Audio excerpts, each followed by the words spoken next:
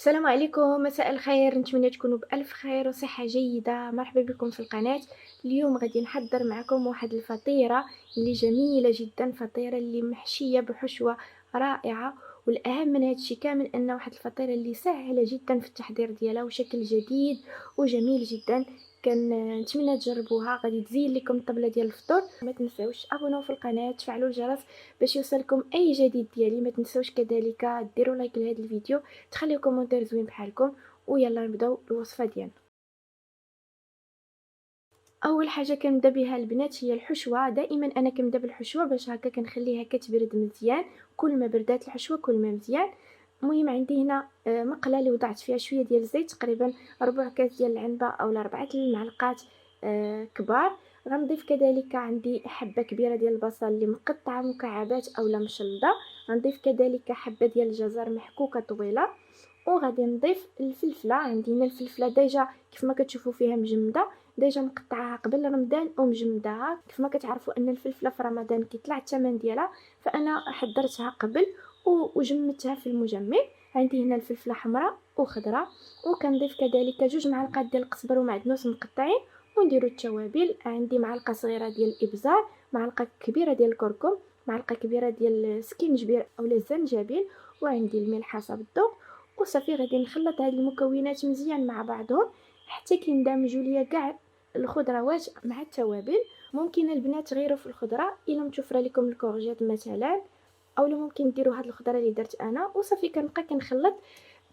ما كنتوقفوش البنات على التحريك، والنار اللي تكون متوسطه باش هكا الخضره ديالنا ما تحرقش حتى كطيب وكتنزل ليا الخضره كامله كيف ما كتشوفوا. والبصله ضروري البنات تنزل مزيان، الا بقات لينا شويه قاصحه ما كتجيش زوينه في الطعمه. من بعد ما كطيب ليا الخضره وكتنزل كيف ما كتشوفوا، فكنضيف علبه ديال الطون بالزيت. بالنسبه للطون البيت ممكن تعوضوه بالكفته اولا بصدر الدجاج اللي يكون مقطع مكعبات اولا بالكفته ديال الدجاج. المهم انا كتعجبني الحشوه ديال الطون بزاف بزاف، داكشي علاش كنديرها. وغادي نضيف الفرماج. بالنسبه للفرماج البنات انا درت فرماج ديال الساندويتش. ممكن ديروا فرماج مربعات مثلثات، ممكن ديروا فرماج ديال الموتزاريلا اولا فرماج حمر غابي. المهم انا درت هذا ديال الساندويتش صنع منزلي، كنت واضعاه في المجمد ونسيت ما خرجتوش من قبل.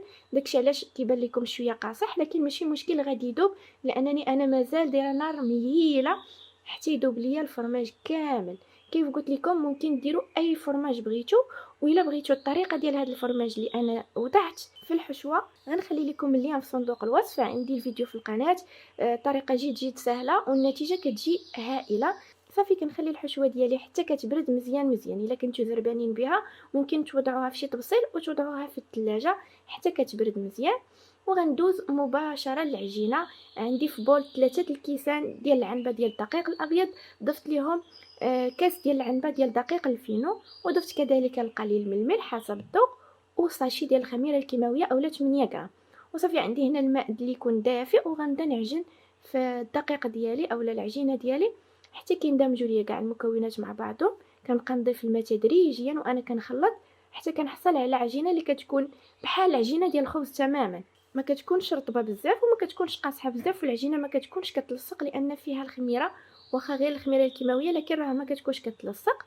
صافي من بعد ما كنعجن العجينه ديالي مزيان كنخليها ترتاح من 15 دقيقه حتى نص ساعه اولا 30 دقيقه. غادي نغطيها بالسلوفان وغنخليها ترتاح واحد شويه ماشي بزاف، غير باش العجينه ديالنا تعطينا الطعم اننا نخدموا بها.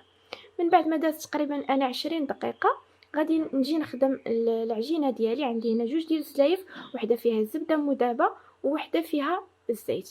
بالنسبه للزبده البنات انا استعملت الزبده ديال البواطه، ممكن نتوما تستعملوا المارغرين، ممكن تستعملوا الزبده ديال العبار، ممكن حيوانيه ولا نباتيه، المهم اللي توفرت لكم. انا استعملت الزبده ديال البواطه حتى هي كتجي مزيانه. صافي غادي ندهن يديا بشويه ديال الزيت وغادي نشكل العجينه ديالي على شكل كرات. غادي ندير 4 ديال الكرات اللي يكونوا متساويين البنات.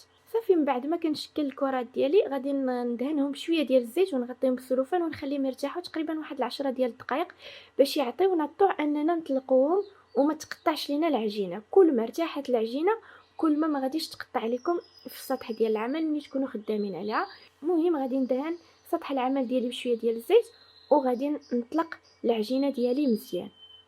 بالنسبه للعجينه البنات كيف ما كتشوفوا انا ما طلقاتش ليا مزيان وبدات كتقطع، لان النوعيه ديال الدقيق اللي استعملت ماشي مزيانه الصراحه، وإلا استعملتوا دقيق ماشي مزيان فغتحصلوا على هاد النتيجه. لكن ماشي مشكل، غير حاولوا ترقوه، واخا تقطع لكم هانيه ماشي مشكل، المهم انكم ترقوا العجينه ديالكم مزيان. ومن بعد كندهنها بالزبده وكنبدا كنطوي على شكل رغيفه، وكل طيه كنطوي كندهن بالزبده، ضروري دهنوا بالزبده لان الزبده هي السر في هاد الفطيره. كيف ما كتشوفوا طويت الطيه الاولى ودهنت، وطويت الطيه الثانيه ودهنت، ودابا غادي نشكل على شكل رغيفه.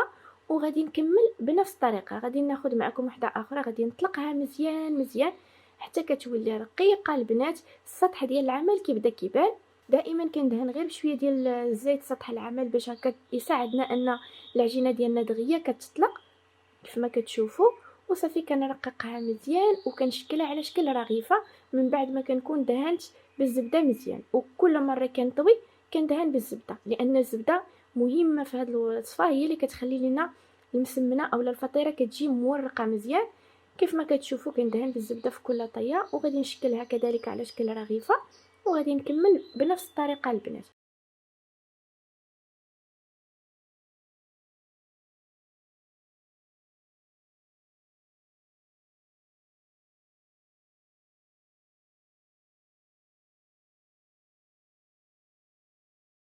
من بعد ما شكل جوج رغيفات فدابا غادي ناخذ الكره الثالثه، غادي نطلقها حتى هي مزيان مزيان، غندهنها بالزبده وغناخذ الرغيفه الاولى وغنوضعها في قلبها وغادي نطوي عليها على شكل رغيفه. يعني البنات غندير رغيفه في قلب رغيفه، وفي الاخير غادي نحصل على جوج ديال الرغايف، كل وحده فيها جوج ديال الرغيفات، وحده في قلب الاخرى. كنظن الفيديو راه واضح والطريقه جد سهله. صافي من بعد ما كنسالي كناخذ الاولى اللي كتكون ديجا طلقات، الا جاتكم شويه قاصحه تقدروا تخليوها تطلق شويه. وصافي غنحاول نطلقها مزيان على شكل مستطيل اللي يكون كبير. وكل ما رققنا العجينه كل ما مزيانه، ماشي ترقوها عاوتاني بزاف، ولكن رقوها باش هكا تجينا مزيانه. بعد ما كنرققها على شكل مستطيل كناخذ سكين ونقطع على ثلاثه ديال الحصص، ثلاثه ديال المستطيلات طوال. كنحاول نقادهم بيديا وكنجيب الحشوه ديالي اللي بارده مزيانه البنات، وصافي كنوضعها على هذا الشكل. بالنسبه للحشوه البنات حاولوا تقسموها على 6 ديال الحصص، لان عندنا 6 ديال لي بودا غنحصلوا عليهم في الاخير. لان الفطيره الاخرى حتى هي غادي نرققها بنفس الطريقه على شكل مستطيل، وغادي نقطع على 3 ديال المستطيلات. وصافي من بعد ما كندير الحشوه ديالي في الجانب كنبدا كنلف حتى كنحصل على بودان طويل اولا سيجار طويل بهذه الطريقه. غادي نحتفظ به وغادي نمشي نلف الثانيه بنفس الطريقه البنات، وغادي نكمل هاد ثلاثه والثلاثه الاخرين. يعني في التوتال غنحصل على 6 ديال لي بودان طوال بنفس الطريقه البنات راها ساهله، فيديو واضح، وهاد الفطيره ساهله بزاف بزاف، والشكل ديالها كيجي زوين. وعاوتاني ما ديروش العماره بزاف البنات، كل ما عمرتو بزاف كل ما غتجيكم لان العجينه ما كايناش بزاف كما كتشوفوا ما لويتش بزاف، فغادي تحل لكم العجينه وتبان لكم الحشوه. صافي من بعد ما ساليت لي بودان ديالي بزاف فكناخذ لاطه اللي كتدخل الفرن وضعت فيها ورق الطبخ، الا ما متوفرش لكم دهنوا غير بالزيت ما كتلصقش البنات. وصافي كنبدا كنلوي على شكل حلزوني بهذه الطريقه.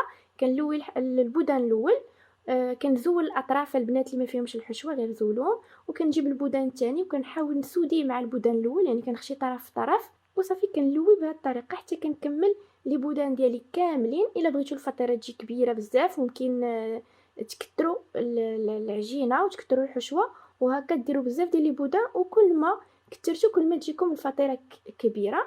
صافي من بعد ما كنسالي الطرف الاخير كنخشيه في التحت ديال الفطيره وكنحصل على هذا الشكل. من بعد كنجيب بيضه، غير صفر ديال البيضه اللي طربته مع شويه ديال الحليب، وغادي ندهن به الفطيره ديالي الوجه ديالها كامل.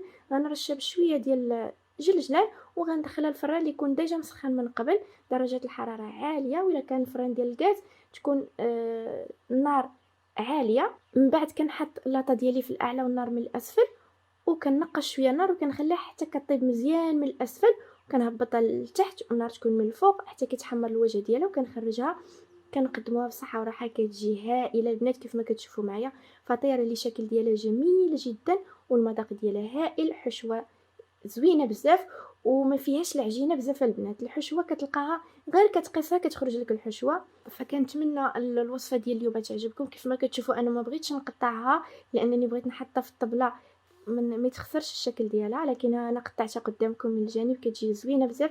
فكنتمنى الفيديو ديال اليوم ينال الاعجاب ديالكم، تحضروها لطبلات رمضان لما لا. ولا عجبكم هذا الفيديو ما تنساوش ابوناو في القناه، تفعلوا الجرس باش يوصلكم اي جديد ديالي. ما تنساوش كذلك ديروا لايك لهذا الفيديو، تخليو كومونتير زوين بحالكم، والى الفيديو القادم باذن الله.